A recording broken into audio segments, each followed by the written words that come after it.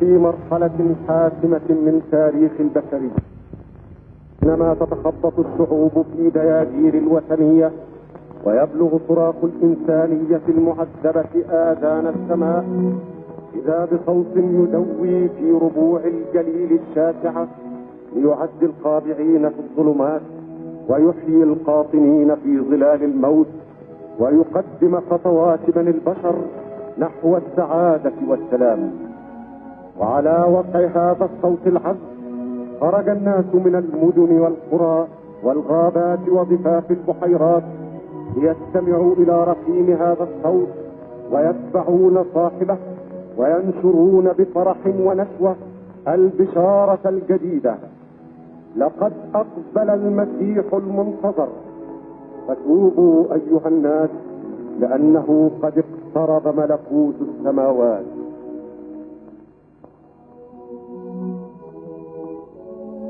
عمن تبحثان؟ عن حمد الله الذي يمحو الخطايا من العالم. إذا لقد وجدتما. نعم، أنت هو. إنما رهن إشارتك منذ الآن يا سيد.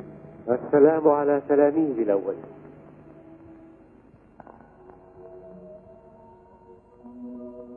لقد تعبنا الليل كله ولم نصطد شيئا يذكر.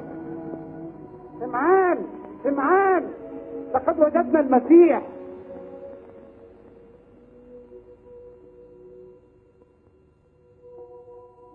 أنت هو سمعان بن يونس، سوف تدعى الصفاء الذي معناه بطل. إن شباككم فارغة، فالقوا بها إلى الماء والحصاد. السمك نادر على الشاطئ، ومع ذلك يا سيدي سألقي الشبكة. هذا يسوع الناصري بن يوسف الذي سوف يعمده. اختبر العماد من يوحنا المعمدان، وعند خروجه من الماء تراءى الروح القدس بشكل حمامة واستقر عليه، وسمعنا صوتا من السماء يقول: هذا هو ابن الحبيب الذي به سرد. السمكة يا للعجب يا للعجب.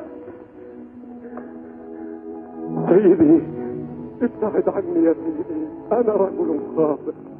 لا تخف يا سمعان، هلم واترك كل شيء، فسأجعلك من الآن تصطاد الرجال للخلاص. اتبعني. وكذلك أنت. سمعا يا سيدي. سنذهب إلى المدن والقرى لنذيع فيها بشارة الإنجيل، لأني لهذا أتيت.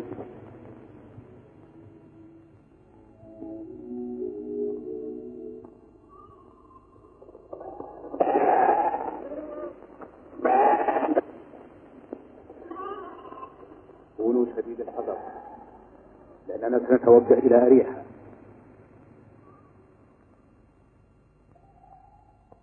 قد جاء ملء الأزمنة واقترب ملكوت الله. توبوا وآمنوا ببشارة الإنجيل. أنا نور العالم، من يتبعني فلا يسير في الظلام، بل يكون له نور الحياة.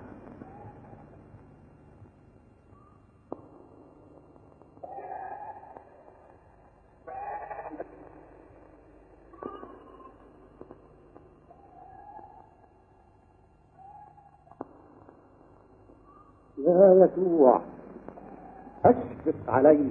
يا بني، إيمانك خلصك، مغفورة لك خطاياك. إن هذا الرجل يجدف، لا يمكنه أن يغفر الخطايا إلا الله وحده. لما تفكر في الشر؟ ما الأفضل، أن يقال للمقعد مغفورة لك خطاياك، أم يقال احمل سيرة وامشي؟ لكن لكي تعلم أن ابن البشر له سلطان أن يغفر الخطايا على الأرض،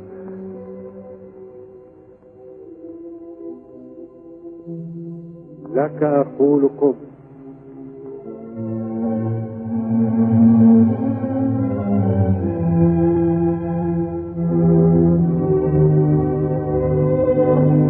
أنت هو الداوود. احمل فراشك واذهب إلى بيتك. يا المعجزة يا المعجزة.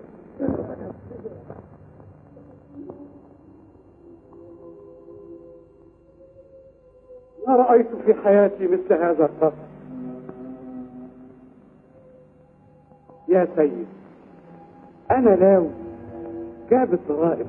منذ الآن تدعى مس. هل لي أن أتبعك؟ ادفع.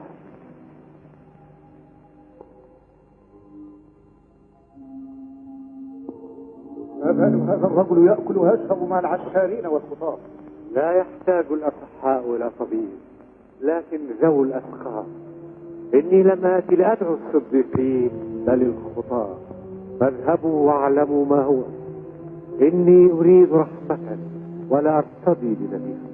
يا معلم، أريد أن أتبعك إلى حيث تمضي. أنت تريد أن تتبعني؟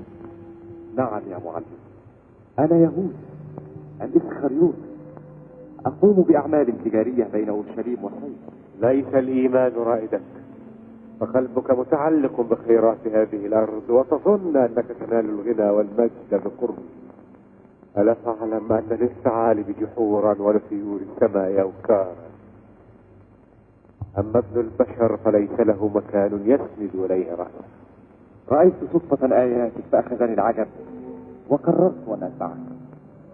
قد اختارك ربي لغاية المجد، لكنه العليم بخفايا القلوب. اتبعني. من يريد أن يتبعني فليكفر بنفسه وليحمل صليبه ويقتفي السبيل ويتبعني. الحق أقول لكم، من يؤمن بي تكون له الحياة الأبدية. هناك أناس بينكم لا يؤمنون، ولهؤلاء يقول: لا أحد يأتي إلي ما لم يدعه الرب، بل أفضل لهم أن ينسحبوا.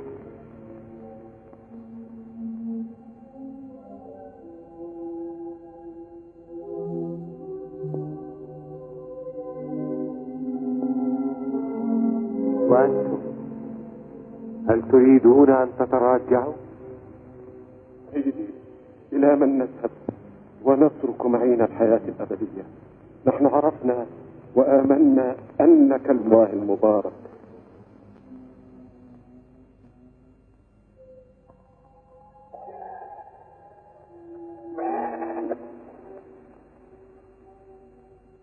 لقد أصبحتم كعدد قبائل إسرائيل 12. إن الحصاد كثير والفعلة كثيرون. اطلبوا إذا من رب الحصاد أن يرسل فعلته لحصاد. سيدي، هذا بيت الحقير، فادخل واستأذن.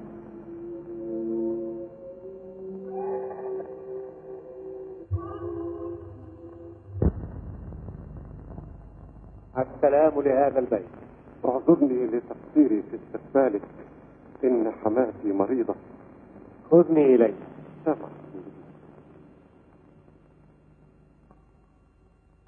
ها هي سيدي، إنها لا تأكل ولا تشرب منذ البارحة. هي لا تستطيع التحرك.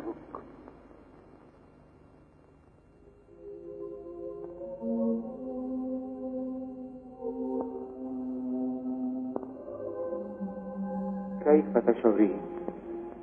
بخير يا سيدي. هلم، أنا انهضي. سمعا يا سيدي، أنا رهن إشارتك. سيدي، أنت حبيب الله. اصمت يا بطرس وانتبه جيدا لما تقول. ليس أحد يعرف الإذن إلا الرب. الحق أقول لك، إنه لم يأتي بعد اليوم الذي يقاسي فيه ابن البشر آلام كثيرة ويحاكم ويموت، وفي اليوم الثالث يكون. لا يا سيدي، لا يا سيدي، لن يحدث لك مكروه. إليك عني يا شيطان، فقد كنت لي سبب عثرة. ألا تعلم أنه يجب أن تتم النبوات، وما قلته لك سيكون، ولكن في انتظار ذلك اليوم احذروا أن تقولوا لأحد إني أنا يسوع المسيح.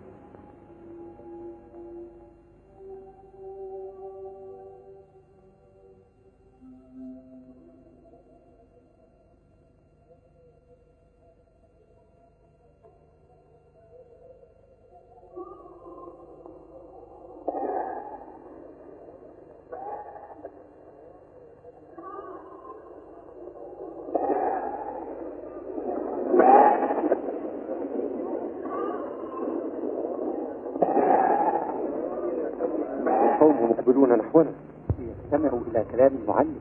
لا أعتقد أن شهرته بلغت هذا الحد.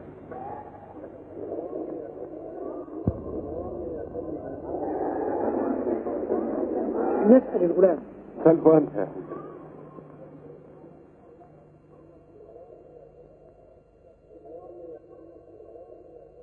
أنا بطرس الصياد، تلميذ يسوع المسيح ابن داوود. هل من خدمة؟ إننا قادمون من عبر الأردن، ويتبعنا قوم كثيرون من طور وصيدا ومدن الساحل، ومن أورشليم وقرى اليهودية والجليل. انظر،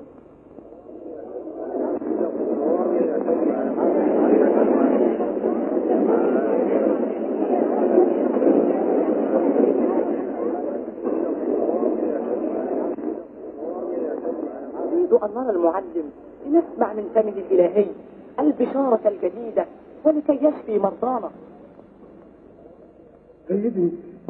سيدي، قد أقبل دم غفير وسيفوق تلاميذك أتباع يوحنا المعمدان. أندراوس، فلهذا السبب تركت معلمك الأول؟ لا يا سيدي. تقول لا وتفكر عكس ما تقول. لا تدع قلبك يخون شفتيك، ولا شفتيك تخونان قلبك. الجبل يذخر بالجموع يا معلم لسماع كلماتك.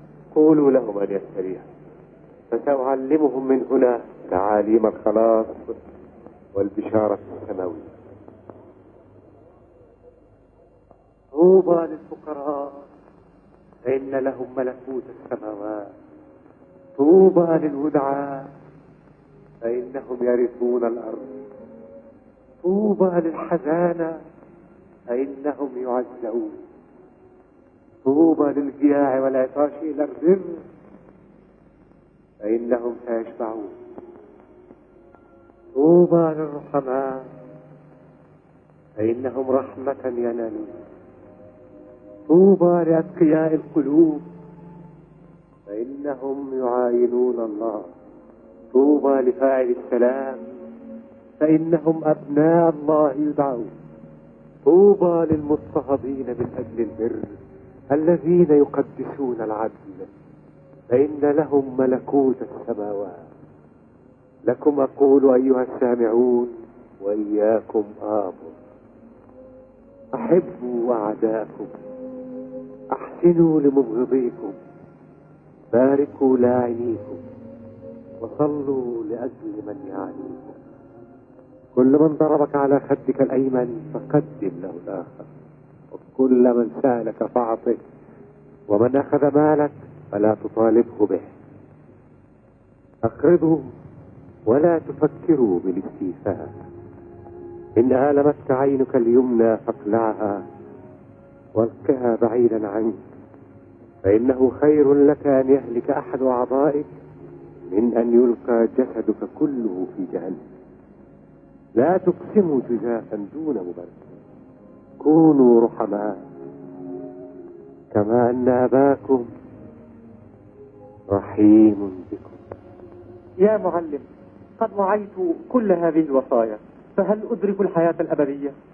ينقصك شيء واحد، بيع كل مالك واعطه للمساكين فيكون لك كنز في السماء، ثم تعال واتبعني. إنني ذو مال كثير. ما أصعب أن يدخل غني ملكوت الله. إنه لا أسهل على الجمل أن يدخل من ثقب الإبرة من أن يدخل غني ملكوت السماوات. إذا من يستطيع الخلاص؟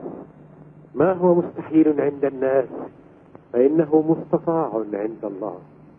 ثمة عوائق جمة تعوق حفظ الشريعة الجديدة: الادعاء الفارغ، الاهتمام بالخيرات الزائفة والغيرة الباطلة. لا تدينوا لئلا تدانوا، فإنه بالكيل الذي تكيلون به لقريبكم يكال لكم وأجد. سيدي، أنت ترى أننا تركنا كل شيء وتبعناك ونحن مختارون، فماذا يكون جزاؤنا؟ الحق أقول لكم إن كل من يتبعني ينال في هذا العالم أضعاف ما تركه حبا بي وبإنجيلي، فيرث بعدئذ الحياة الأبدية. لا تفعلوا بالناس ما لا تريدون أن يفعل الناس بكم. صلوا ولا تملوا. صلوا. علمنا أن نصلي كما علم يوحنا تلاميذه. إذا صليتم فقولوا هكذا: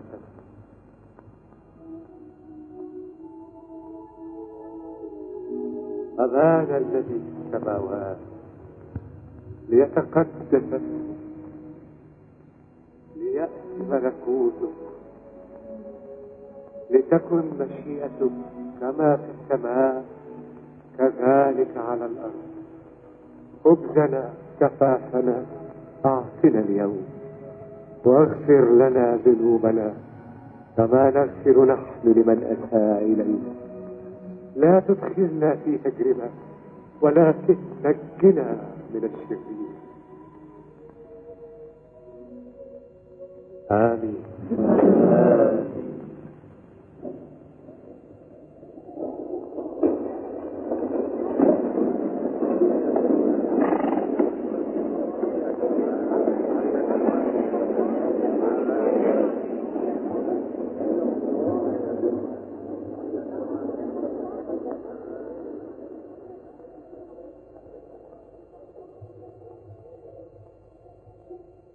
يا سيد، إن لي فتى مريض صريح الفراش وهو مشلول يئن من المرض.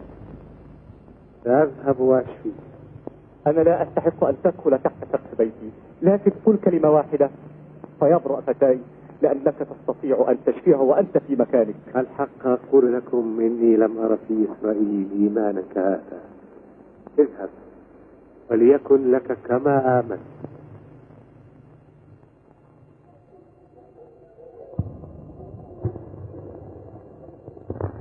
يا سيد، اصرف هذه الجموع ليذهبوا ويرتاعوا ما يأكلون.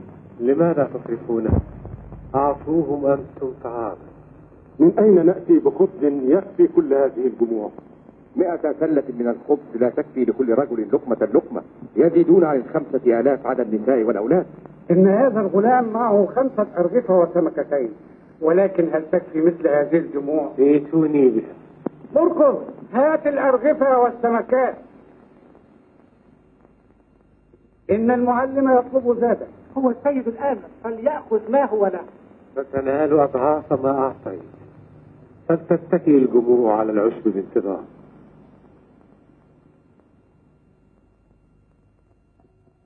خبزنا كفافنا أعطنا اليوم.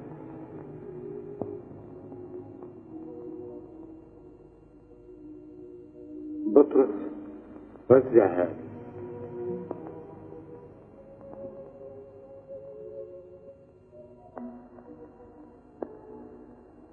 خذ يا يوحنا.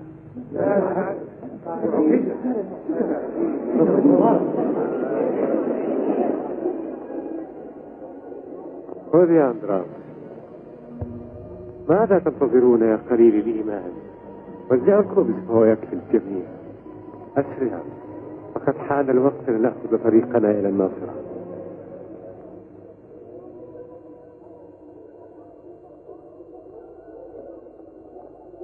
متى،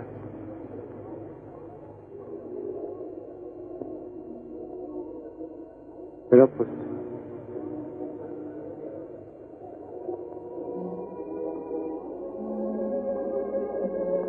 يعقوب،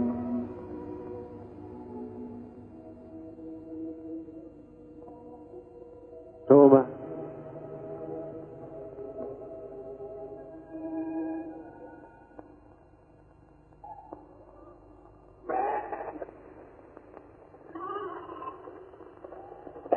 هذه مريم أم يسوع.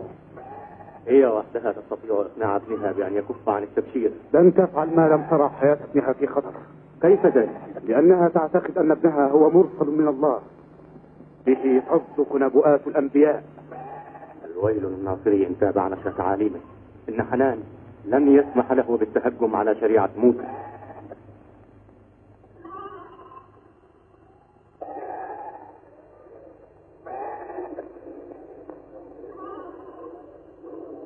انتظروني خارج القرية، سأودع أمي ثم أوافيكم إلى هناك فنتابع السير إلى السامرة. نعم يا سيد.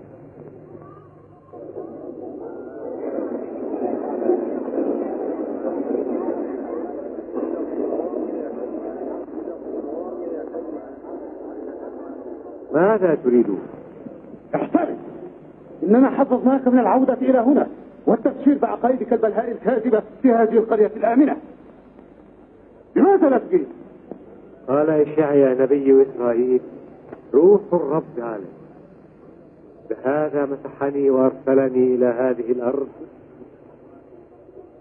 لأبشر المساكين وأشفي منكسر القلوب، وأقول لكم لقد تمت حقا كلمات نبي إسرائيل الآن، إن المسيح المرسل من الله هو أنا.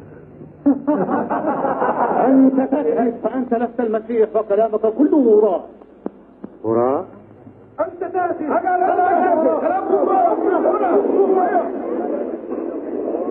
لا كرامة لنبي في وطنه وبين أهله وعشيرته.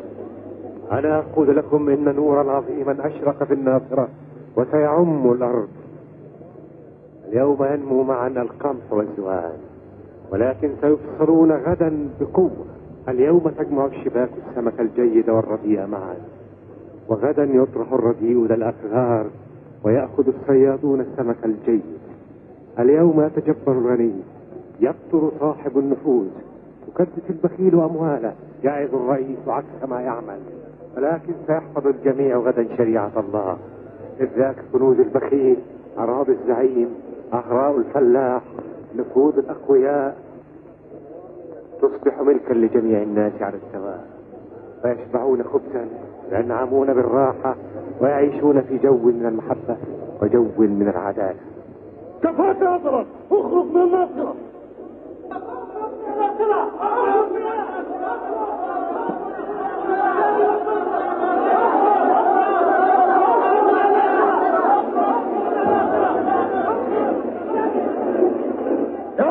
لا ترجوه، سنلقيه الآن من فوق هذه الصخور العالية.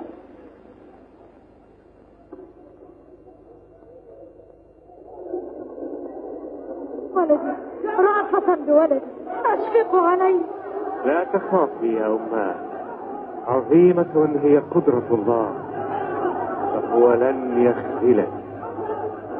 كما شقت عصا موسى بقدرة الله أمواج البحر الأحمر لكي يمر شعب إسرائيل، هكذا تخرس كلمتي هذا البحر الهائل. ابتعدوا.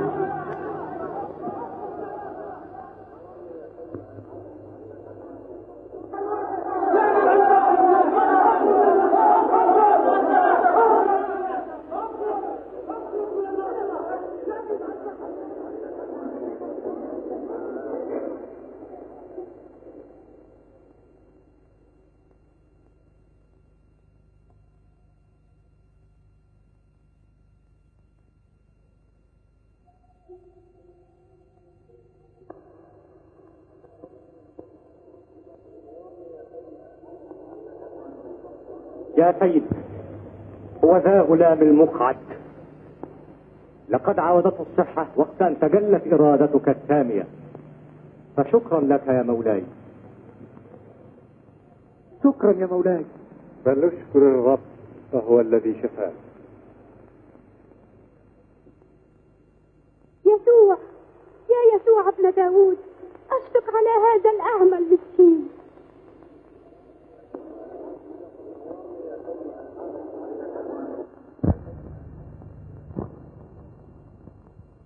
ماذا تريد مني؟ أن أرى. أتؤمن أنني قادر على شفائي؟ نعم يا سيد. جئت إلى هذا العالم لأحكم حكما عادلا، ليرى الذين لا يبصرون وتعمى أبصار أناس لا يزالون في غيهم يعمهون. ليكن لك بحسب إيمانك.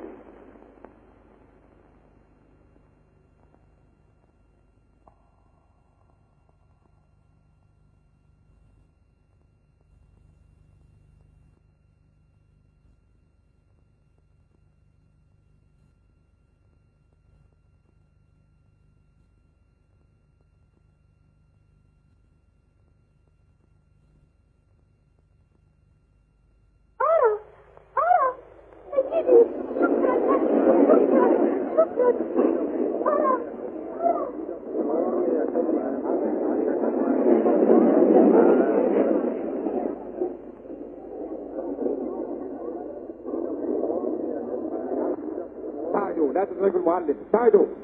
دعوا الأطفال يأتون إليه ولا تمنعوه، فإن لهم ملكوت السماوات. انظروا لا تحتقروا هؤلاء الصغار، أنا أقول لكم إنهم ملائكته الحراس في السماء شاهدون أبدا وجه الله السماوي. إن من يقبل طفلا باسمه إياي يقبل. إن إرادة أبيكم الذي في السماوات ألا يهلك أحد من هؤلاء الصغار. كل من يؤمن مثل هذا الطفل يكون الأعظم في ملكوت الله، لكن الويل لمن يشكك هؤلاء الصغار. كان الأولى له ألا يولد. الويل لكل من تأتي على يده الشكوك. يا معلم، قبض هيرودس الملك على يوحنا المعمدان فكبله بالسلاسل وزجه في غاية السجن، لأنه قد قال إنه لا يحق لهيرودس أن يتخذ هيروديا امرأة أخيه زوجة له، إن سيف النقمة مسقط على رأسه، لذا أرسل إليك رسولا، هو ذا والثاني من تلاميذه. ماذا تريدان؟ أرسلنا يوحنا المعمدان لكي نسألك، أنت هو المسيح المنتظر أم ننتظر آخر؟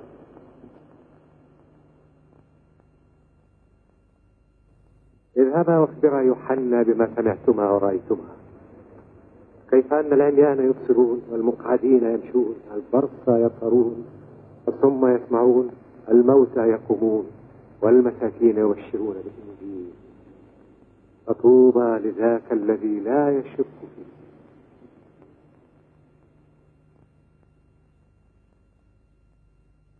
فلنتبعه لعله يختلف باسمه فيعرف حنانه كيف يدينه ويسجده.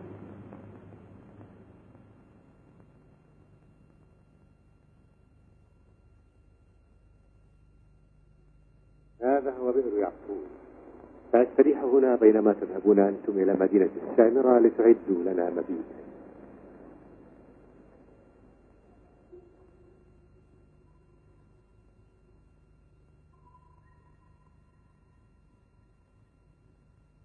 يا معلم، مات يوحنا المعمدان، هيرودس أمر بقطع رأسه. أقبل اليوم الذي حدثتكم عنه، علينا أن نفترق. فاذهبوا أزواجا وبشروا بأن قد اقترب ملكوت السماوات، وأنا أعطيكم سلطانا لتطردوا الأرواح النجسة وتبرئوا كل أنواع الأمراض والعاهات. وأنت يا بطرس، إياك أعطي مفاتيح ملكوت السماوات، وسأبني كنيستي. سيدي، إني أبحث عنك منذ الصباح، فأسألك أن تأتي معي إلى بيت عين، لأن لعازر أخي مريض. مرتا، انهضي ولا تحزني، عودي إلى جانب أخيك. سيدي، ولكنه مشرف على الموت. طيعي يا مرتا، يجب أن أمر بأريحة أولا. لك ما تريد يا سيدي.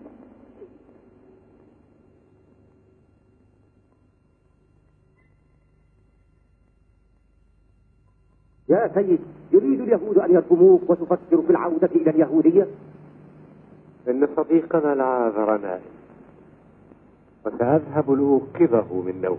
يا سيد، إن كان نائما فسيشفى.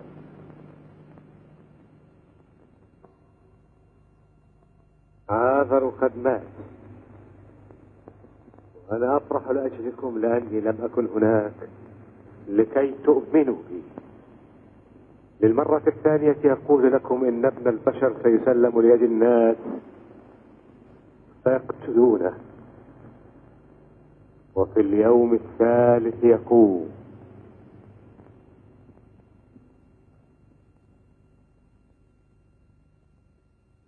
هل وصل أحد تلاميذي؟ إن أحد التلاميذ قد وصل، فرسالته لم تدم طويلا. نعم بطرس، إنها لم تدم طويلا.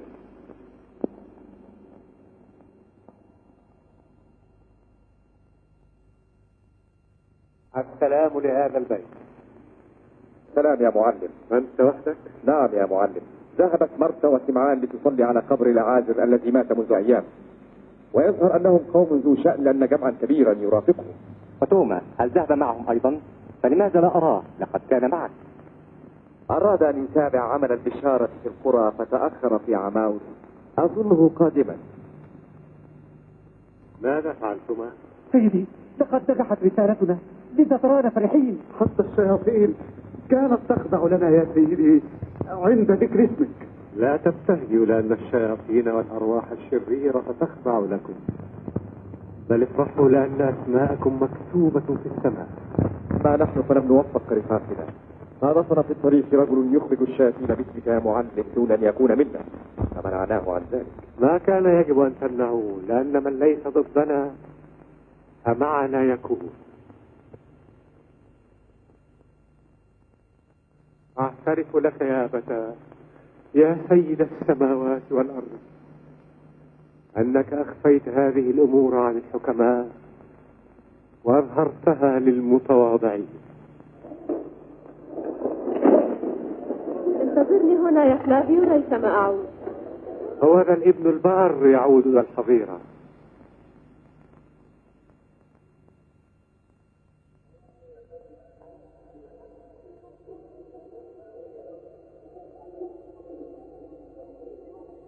إنها مريم المجدلية.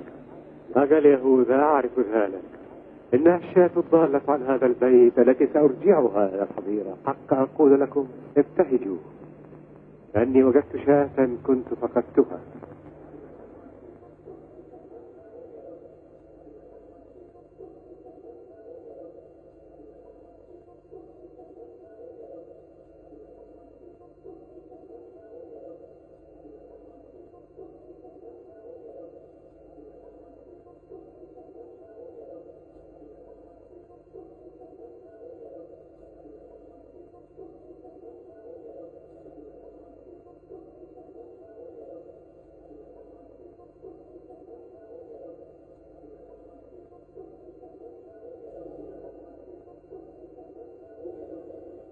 كلي يا منير، لا تخافي، فزيارتك قد أبهجت قلب الله.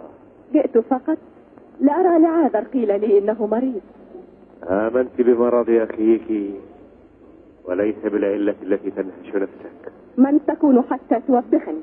أنا الراعي الصالح الذي يبتهج فرحا وغبطة عندما يجد الشاة الضالة. ما لك بي يا رجل؟ قل لي كيف أخي لكي أعود إلى أورشليم.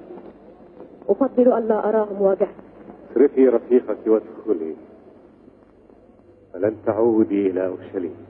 بأي حق تأمرني؟ أنا لا أمرك، لا تخافي، اصرفي. لابيوس، عد إلى أورشليم، سأرجع وحدي. سأنتظرك في البيت. عبثا ينتظرك. ماذا تقول؟ لا شيء. ادخلي البيت الذي فيه أبصرت.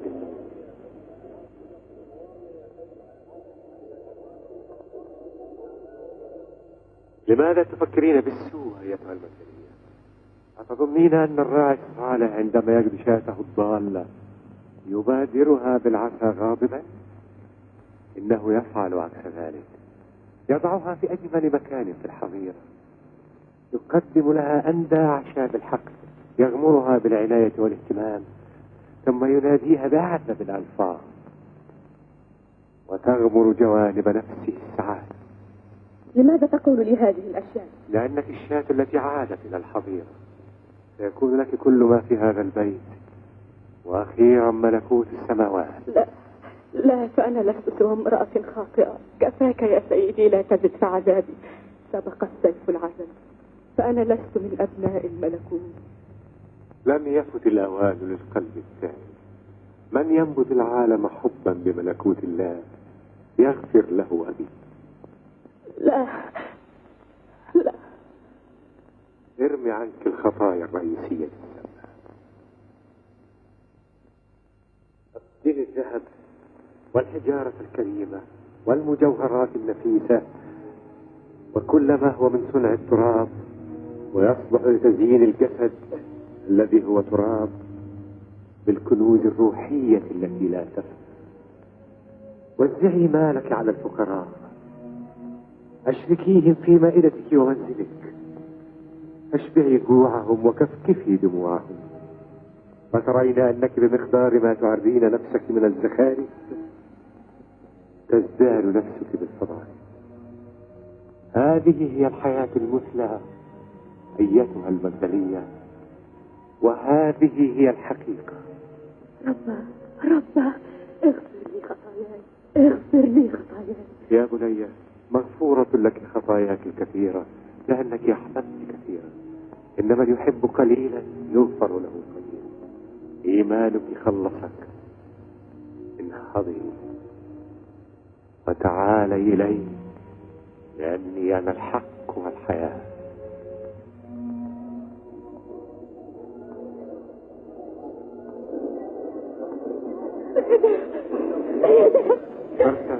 هذه مريم. مريم أختها، يا للمصيبة يا سيدي. إن العازل ما زال مريضا، قد مات. لا، هذا لا يمكن، مات منذ أيام. أخاك الذي يموت. لكننا قادمون من ضريحه حيث كنا نصلي. لماذا لم تأتي عندما دعوت؟ ولو كنت هنا لما مات أخي.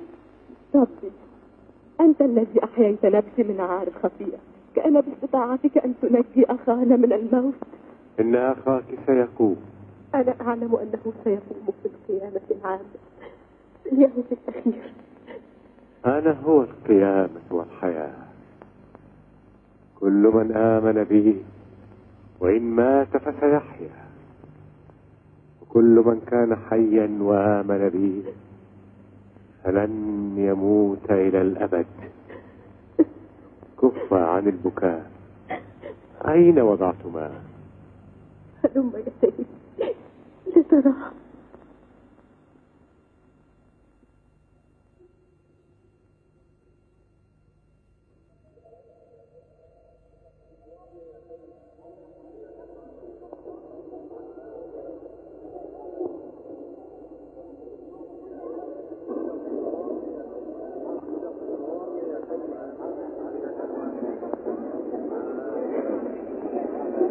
كيف يبكي الناصري كم كان يحبه.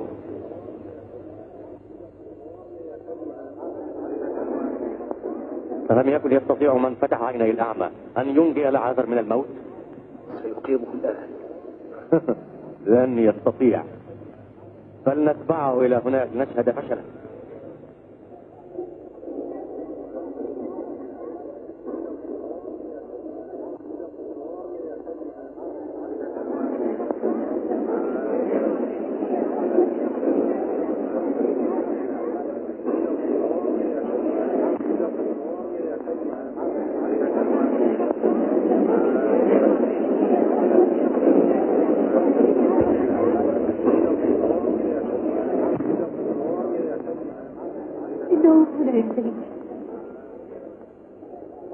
ارفعوا الحجر.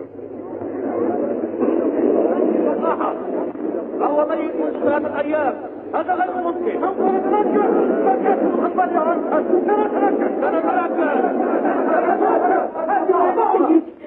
لقد أنت له 3 أيام في القبر. أما قلت لك إذا آمنت فستشاهدين مجد الله؟ ارفعوا الحجر.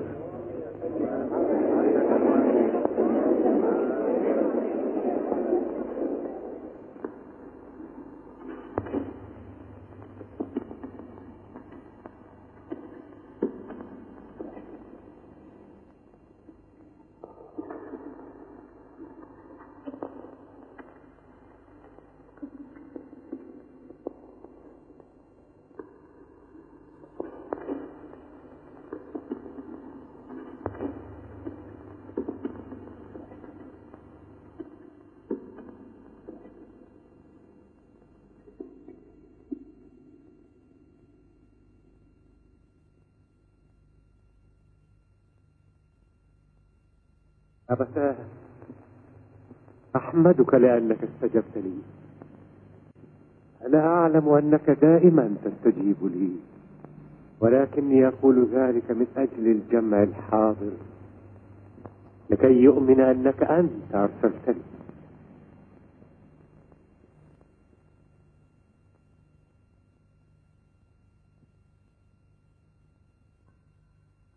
لعازر، لك أقول قم.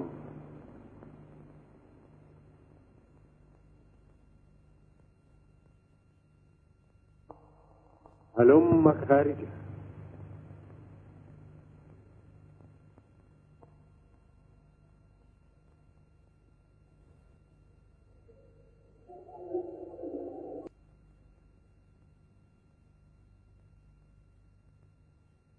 يجب أن نقتل العازر. لماذا؟ إنه بريء، وفي أورشليم لا يقتل أحد دون محاكمة. أنت لا تعرف ما تقول. إن قيامة العازر هي أكبر دعاية للناصري، سيؤمن به كل الذين شاهدوا المعجزة، ومن يرى العازر حيا سيؤمن أيضا. يجب أن نقتل العازر. وماذا نفعل بالناصري؟ يجب أن نقتله. أنقتل بريئا؟ أنت لا تعرف شيئا يا حنان، فإن تركناه يؤمن الجميع أنه المسيح، فيقيمونه ملكا على اليهود، ويأتي الرومان حينئذ بجيش جرار ويقضون على أمتنا ومدينتنا. ولكن يسوع بريء. لا يوسف الرامي صديق لهذا الرجل. بالصدق نطق. يقدر بك أن لا تدافع عنه يا صاح، بل يجب أن تخجل أنت ونتوميلس أيضا، لأنكما أصدقاء لعدو أمتنا. إنه يبلبل الشعب. كلا، بل كلمته هي العدالة والمحبة. أيكون عادلا من يبشر بالمساواة ويقول إن ثمار الأرض مشاع للجميع على السواء؟ بماذا تتهمه يا فيافا لكي نقتله؟ أنت لا تدري ما تقول. إن الناصري يخالف شريعة موسى، والحق أقول لكم لذلك سيموت.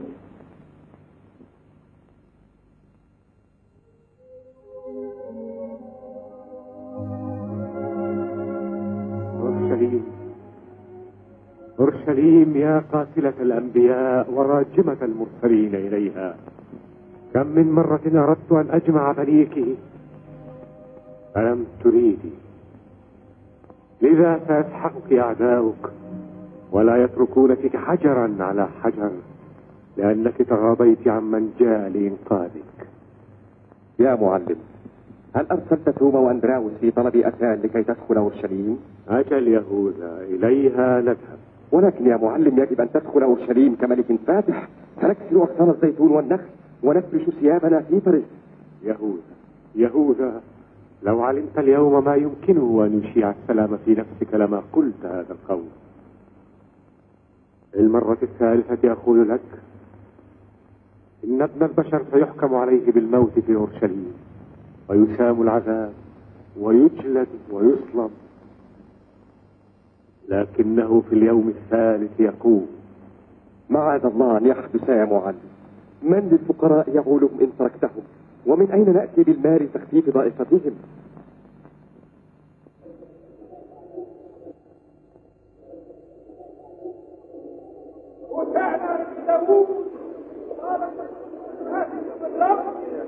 عاش ملك إسرائيل!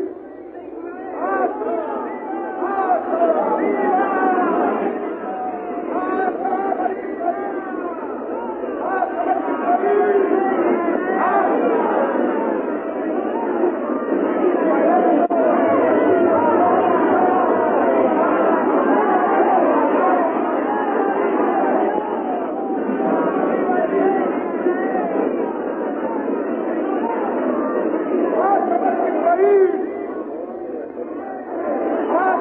إسرائيل!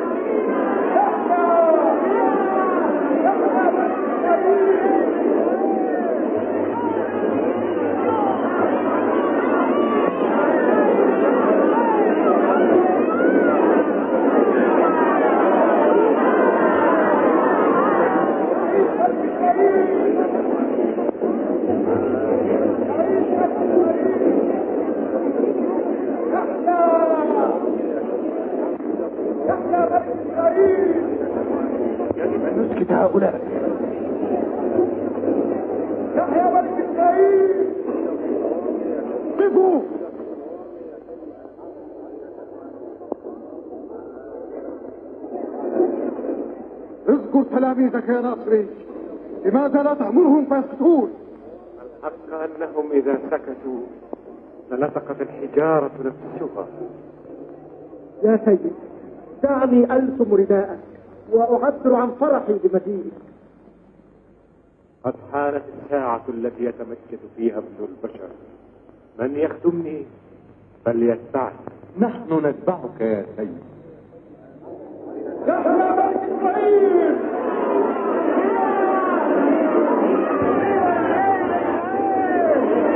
أنا لم نستفد شيئا، فكل الشعب يسير في اسره. يجب أن نمنعه. على الضيافة أن يضرب ضربته. أبوك مصيب في قوله، لا بد من موته.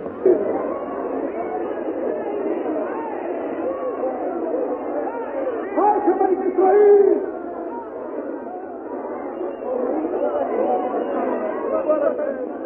يا سيد، الكل ينادي السيد مطالبا بالشفاء. يا سيد، البركة. إني مريض.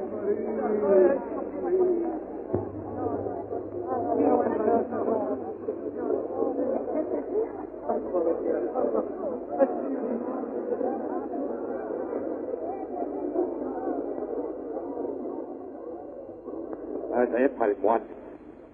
بدلا من ان يدخل الهيكل كملك يهتم بشفاء الصاليك. لن يصبح ملك اسرائيل ان اضاع هذه الفرصه الذهبيه، ولن اكون انا خازن الاموال. لا احمد صاحب، كفاك هكرا أتدعو صعاليك هؤلاء المساكين؟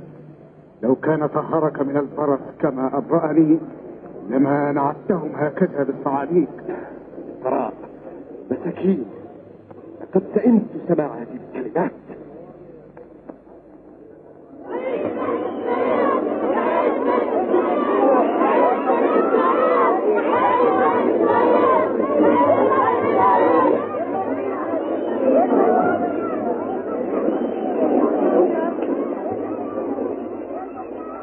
أسمعت ماذا قال الأطفال؟ سمعت، لكن أما قرأتم ما جاء في الكتاب؟ من فم الأطفال والرضع جعلت لك أفضل تسبيح. خرجوا من الهيكل، خرجوا، إنه بيت أبي. أليس مكتوبا أن بيتي بيت صلاة يدعى لجميع الأمم؟ لكنكم جعلتموه سوقا للتجارة ومغارا للصوم. خرجوا، خرجوا.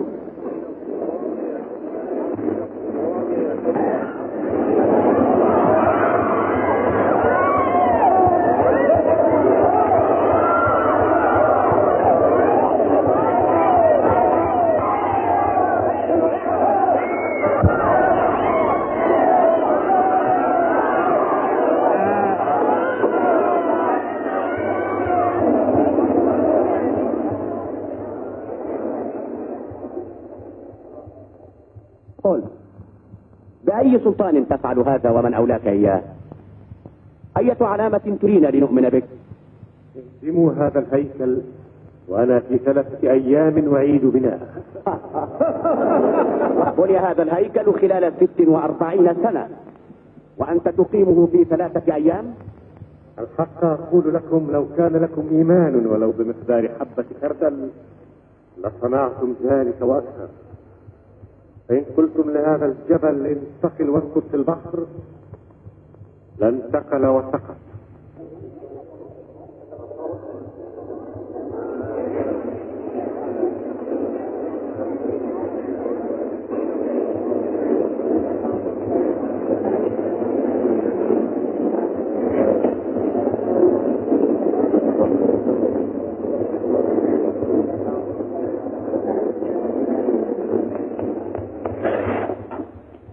فجاءنا هذه المرأة وهي تزني.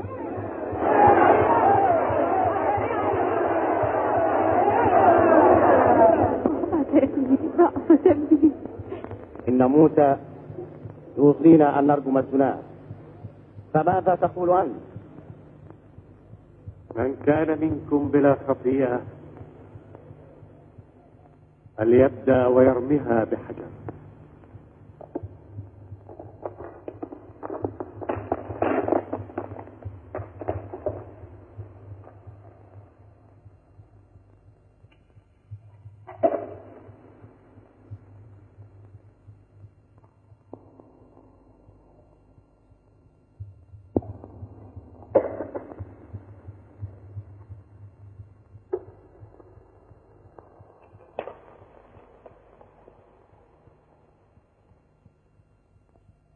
يا امرأة، أين الذين يشكون؟ أما حكم عليك أحد؟ لا أحد يا سيدي. ولا أنا أدينك أيضا. اذهبي توبي عن خطاياك فتحيي.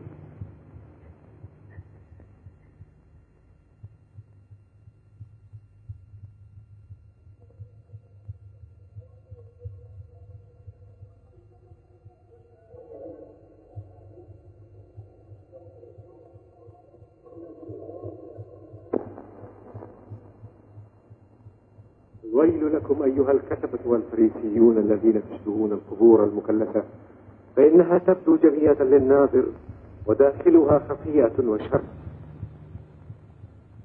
بما أنك صادق وتعرف طريق الله دون محاباة أو رياء، لأنك لا تنظر إلى مظاهر الناس، فقل لنا، أيجوز لنا معشر اليهود شعب الله أن ندفع الجزية لقيصر؟ لماذا تجربوني أيها المراؤون؟ أروني الدراهم المفروضة جزية.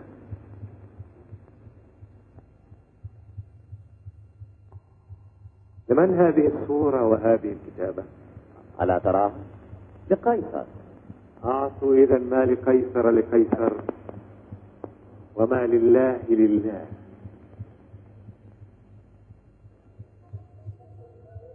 هل علمتم أنه قد قرب الفتح وأن ابن البشر سوف يموت معلقا على الصليب؟ فاذهب يا بطرس مع يوحنا وهيئ لنا ما نحتاجه للعيد. أين نهيئ الفصح يا معلم؟ سير في شوارع المدينة فتجد رجلا يحمل جرة ماء، اتبعاه، وحينما تريانه يدخل قول لرب البيت المعلم أرسلنا لأن ساعته قد دنت.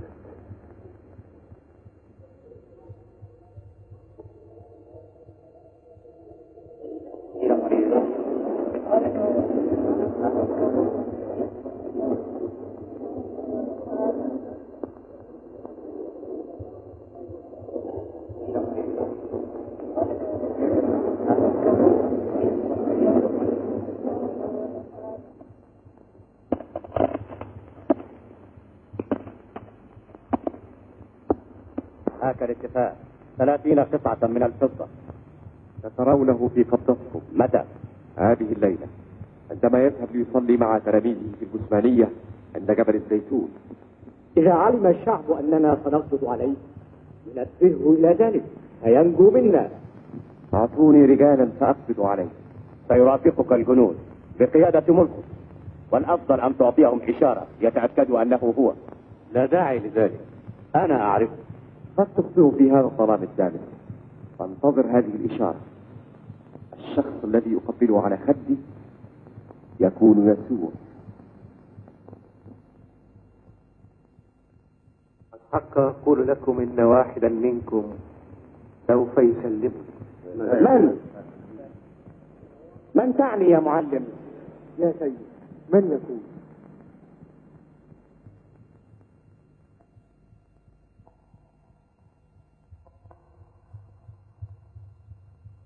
اليد التي تسلمني هي معي على المائدة، وابن البشر سوف يكمل طريقه كما هو مكتوب، لكن الويل لذاك الذي يسلمه، كان الأولى له لو لم يولد.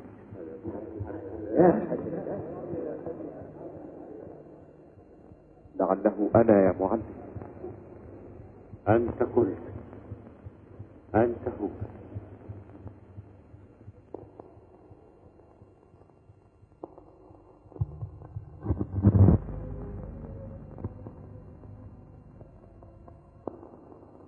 مبارك الرب إلهنا، خذوا وأكلوا، هذا هو جسدي.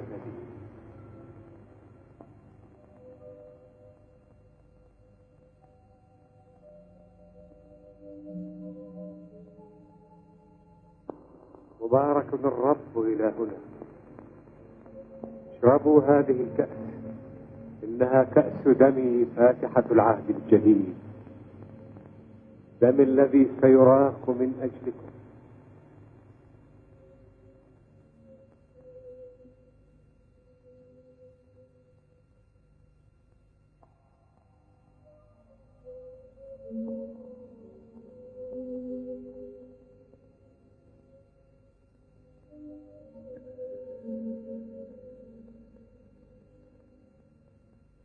ما تنوي فعله افعله عاجلا.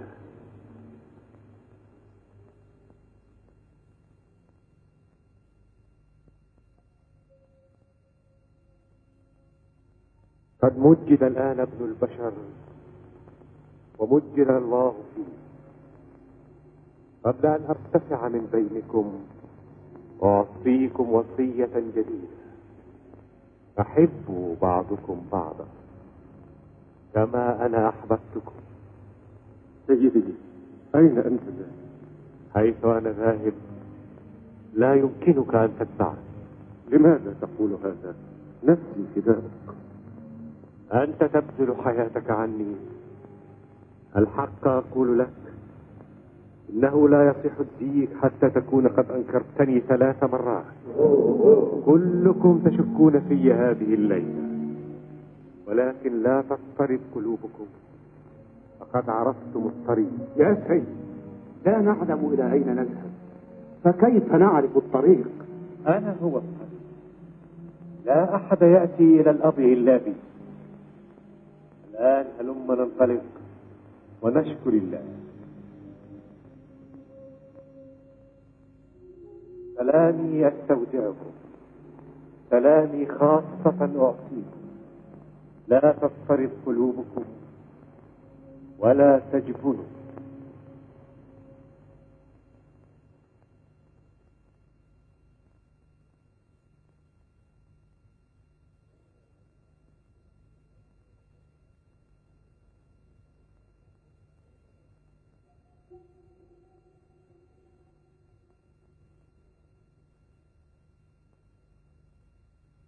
اجلسوا هنا بينما أذهب فأصلي. بطرس، يوحنا، يعقوب، اتبعوني.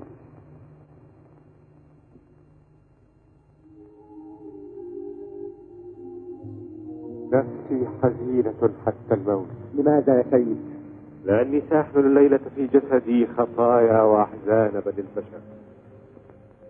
انتظروا هنا في سكون الليل. صلوا لئلا تدخلوا في تجربة، لأن الروح مستعد أما الجسد فضعيف.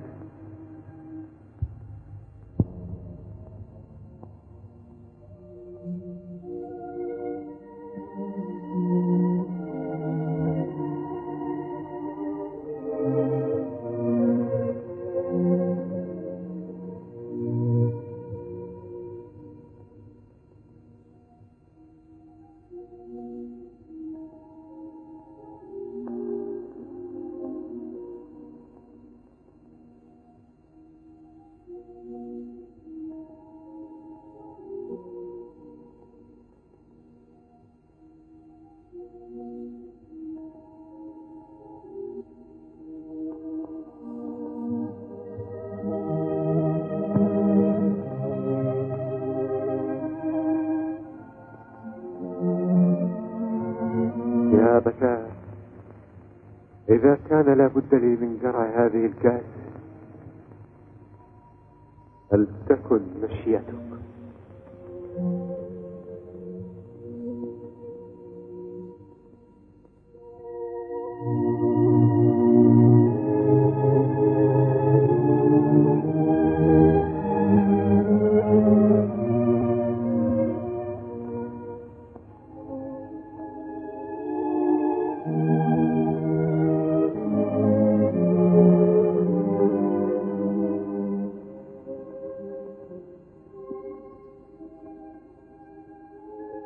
بطرس،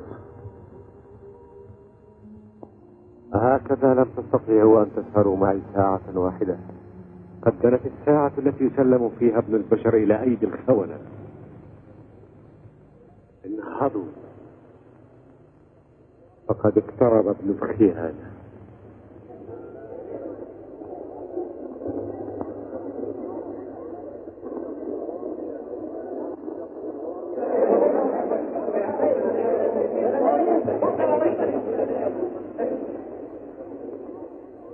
السلام لك يا معلم.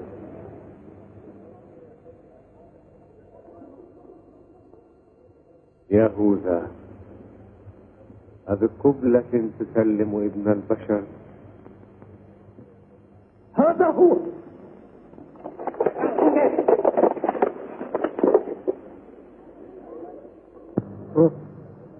ارجع سيفك الى غنده، لان كل من ياخذ بالسيف يؤخذ. قلت لكم اني انا هو، فاذا كنتم تريدون اخذي دعوا هؤلاء وشنهم. اتركوه.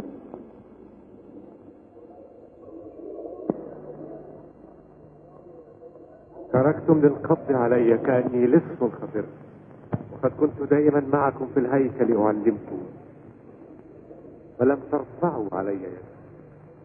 انها ساعتكم يا ابناء الظلمه التي تنبأ عنها الانبياء منذ القدم.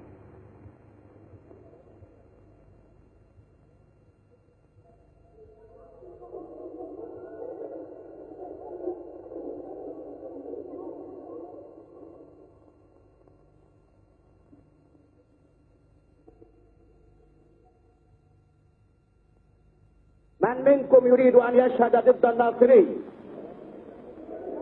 أنا وأنا أيضا.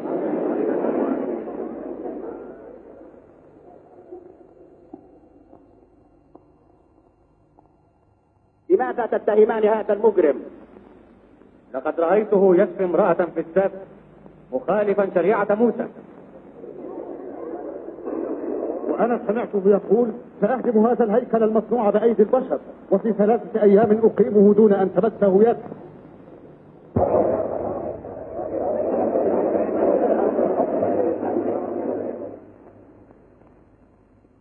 ألا تجيب بشيء على ما يتهمونك به؟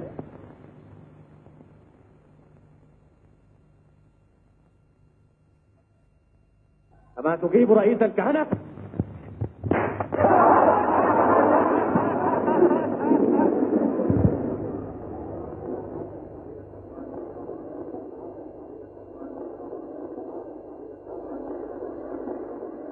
اصرفوا هؤلاء الشهود.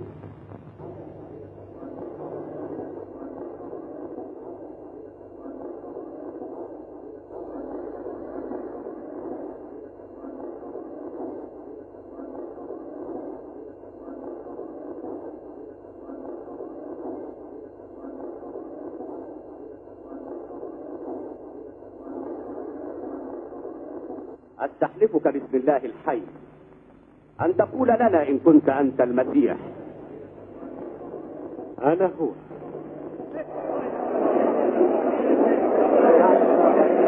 أقول لكم إنكم سترون يوما ابن البشر هذا الواقف أمامكم جالسا على يمين العظمة الإلهية وآت فوق سحاب السماء. لقد جدف، لقد جدف. لم تعد بنا حاجة إلى شهود. قد سمعتم بآذانكم تكتيفه، إنه يدعي أنه نبي الله. لماذا تجيبون؟ يجب أن يخطئ.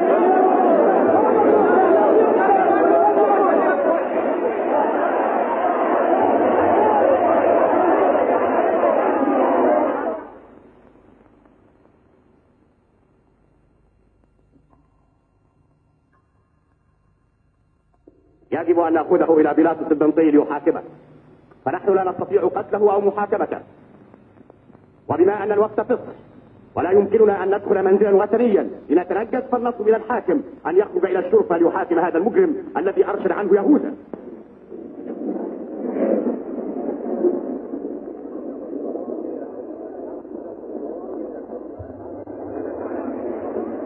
أهرب يا أبا حضر.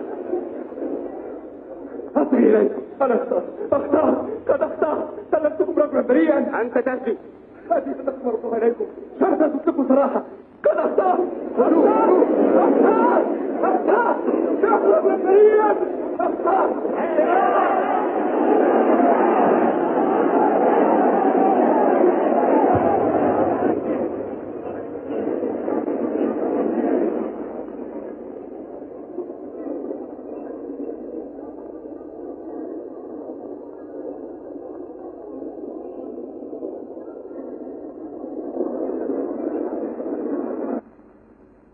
ماذا تتهمون هذا الرجل؟ هذا الرجل مجرم نضعه بين يديه. خذوه أنتم واحكموا عليه بحسب ناموسكم. لا يحق لنا أن نقتل أي إنسان دون محاكمة. إن هذا الرجل يبدل الشعب بتعاليم ليست في شريعتنا ويدعي أنه الملك.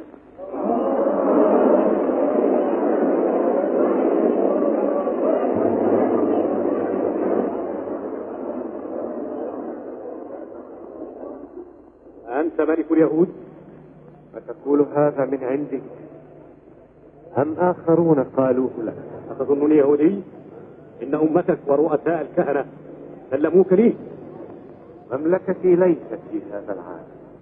لو كانت في هذا العالم لرأيت كيف يتبارى خدامي في الدفاع عنك كي لا أقع بين أيدي اليهود. أتعني أنك الملك؟ ملك أنا، وقد قلت الحق. لهذا ولدت ولهذا أتيت إلى هذا العالم، لكي أشهد للحق. ما هو الحق؟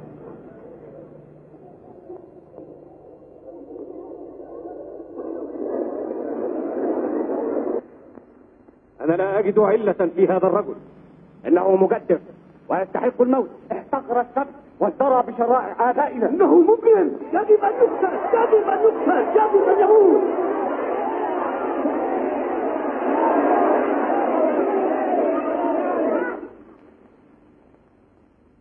أما تسمع بماذا يتهمونك؟ ألا تجيب أحدا؟ جئتم إلي بهذا الرجل تتهمونه بأنه يبذر الشعب، أما أنا فلم أجد فيه علة تستوجب هذا الموت. إنه يحرض الشعب ضد شريعة موسى.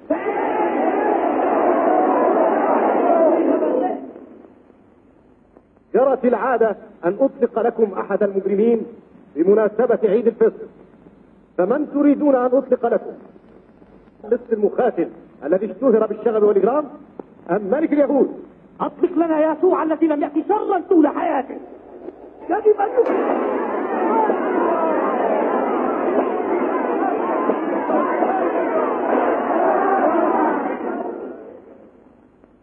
وماذا أفعل بملك اليهود يسوع الملقب بالمسيح؟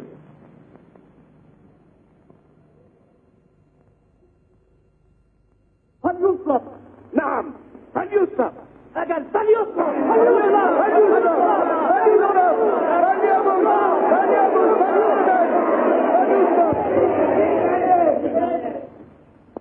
إني لا أجد فيه ما يستوجب الموت، سآمر بجلده ثم أطلقه وكذلك بالآباء.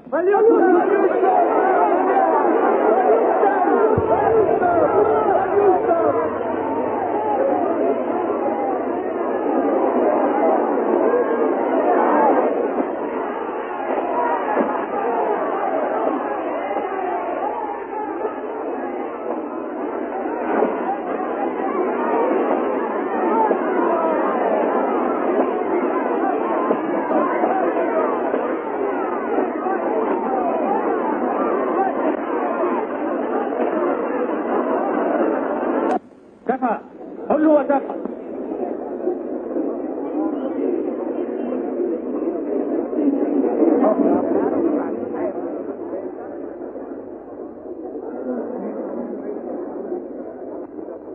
هو ذا أرجوانك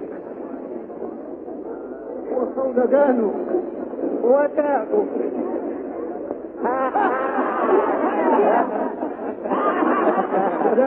سلام على ملك اليهود. سلام. دعوه وشأنه، خذوه إلى بلاطس.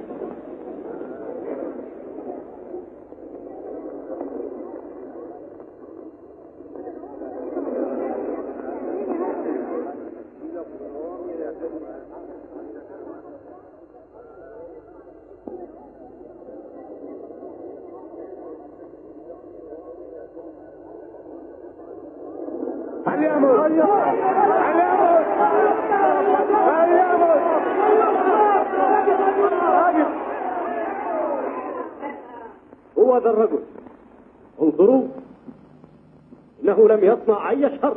إن أنت أطلقت سراحه فلست صديقا لقيصر، فإن من ينصب نفسه ملكا فهو عدو لقيصر. أي شر صنع؟ إن لنا شريعة يجب أن تحترم، وبموجبها يجب أن يسبق. يجب أن يسبق.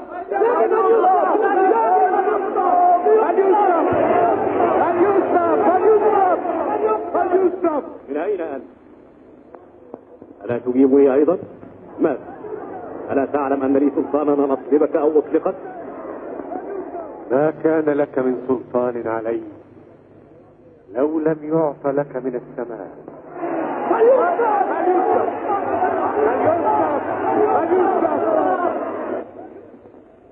هو ذا ملككم.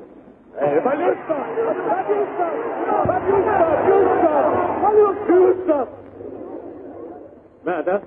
أعصب أنا ملككم؟ ليس لنا ملك غير قيصر. أجل قيصر.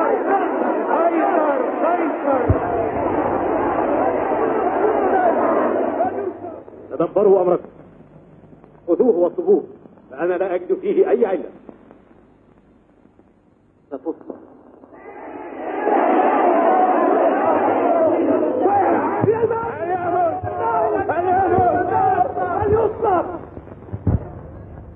أنا بريء من دم هذا الصديق، فاصنعوا ما يحلو لكم. دمه علينا وعلى أبنائه وذريته.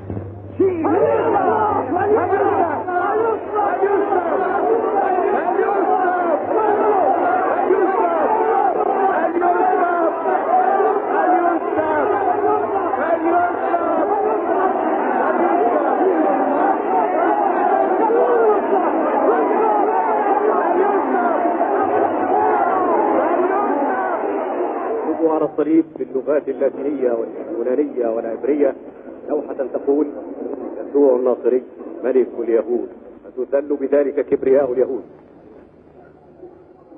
لأن روما طلبت ملكه.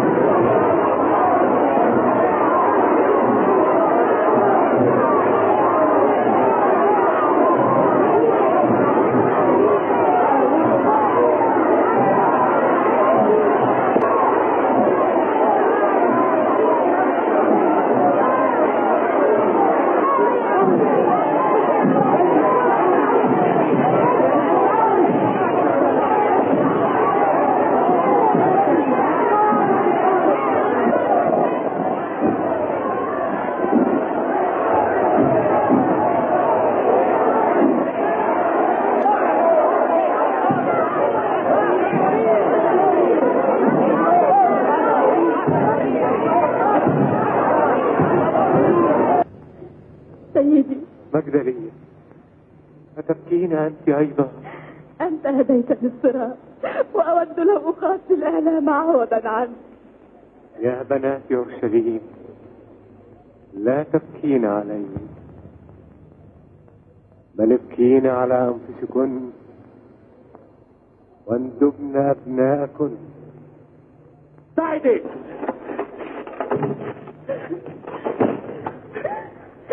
إلى الأمام.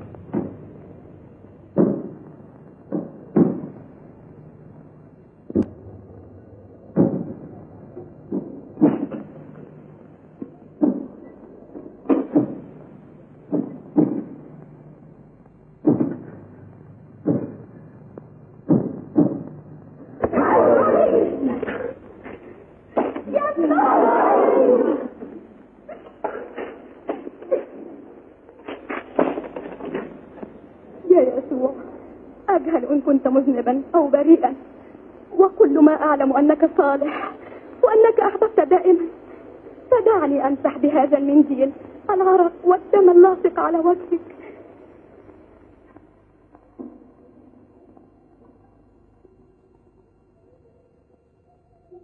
معجزة!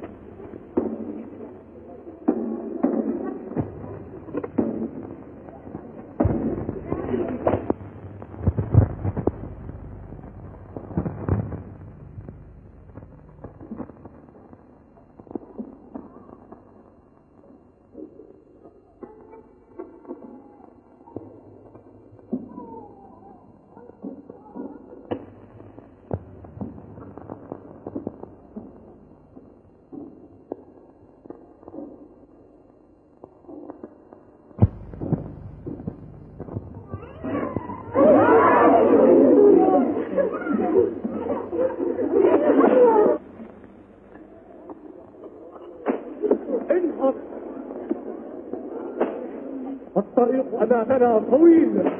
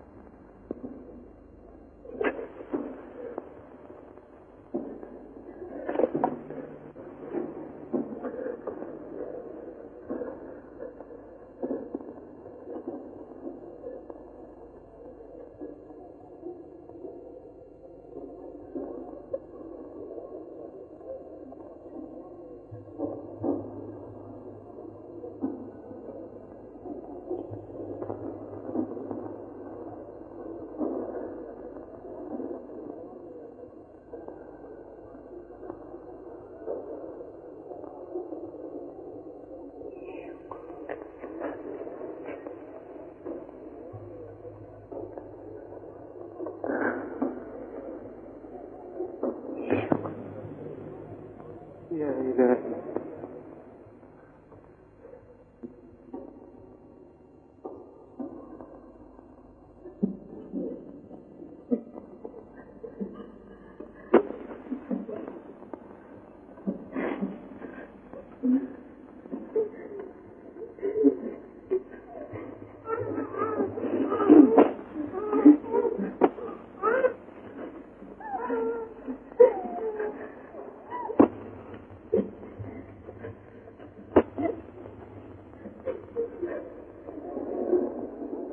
اشرب فهذا يخفف ألمك.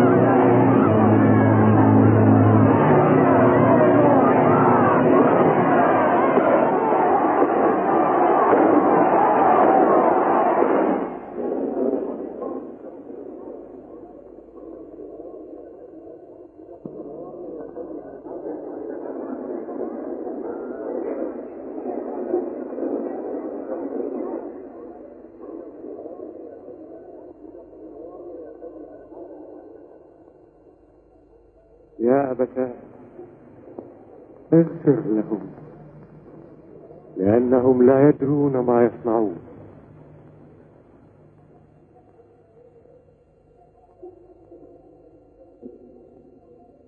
ثم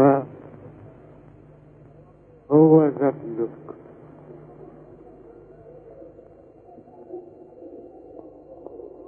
هذه هي أمك. يا هادم الهيكل وبانيه في 3 أيام، خلص نفسك.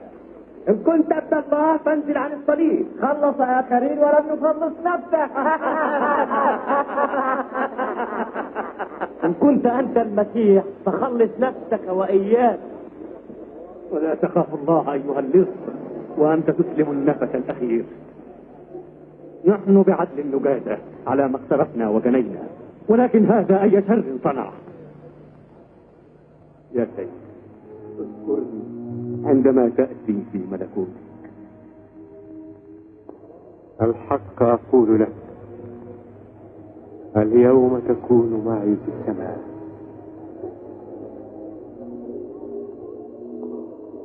إلهي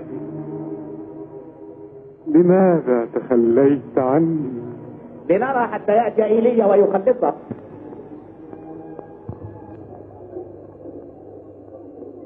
لقد تم كل شيء.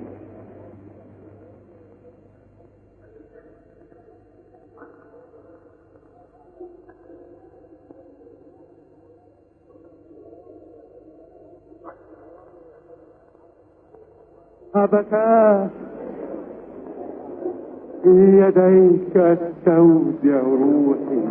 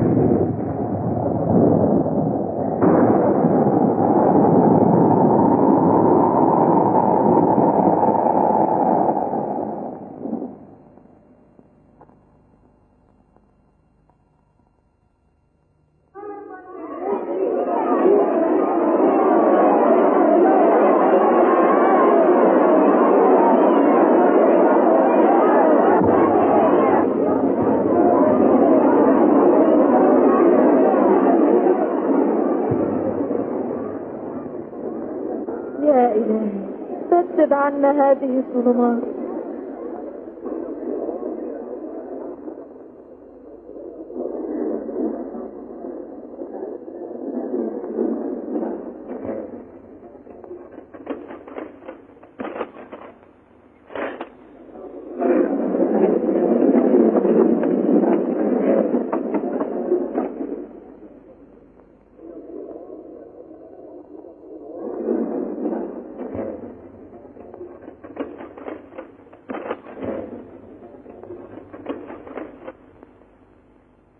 السلام عليك يا بلاط.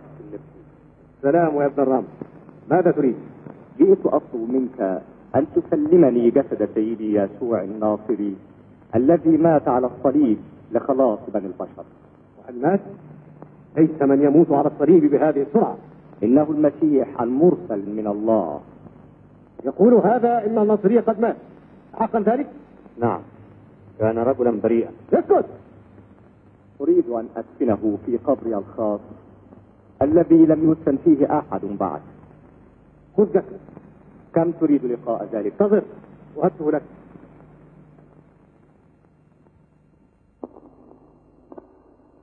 إن قيافة رئيس الكهنة يطلب مقابلتك. لا أريد أن أراه.